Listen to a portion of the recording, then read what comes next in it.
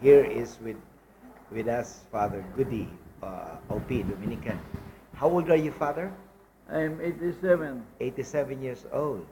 And you have been a priest for more than 50 years. Yes. And you said that in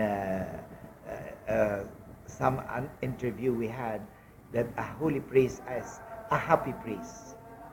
And now, how can you make people happy? And By how can you make making people them holy feel also?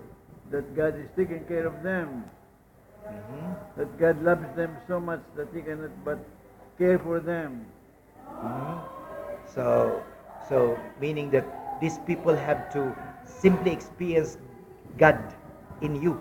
Yeah. Okay. So whenever they see you, they see and experience God and goodness.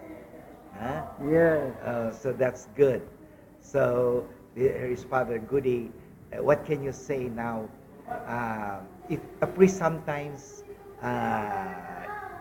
fails or cannot really make people happy, what can you advise this priest? We must surrender himself to God and tell God, please make me happy, because by myself I cannot be happy. Okay.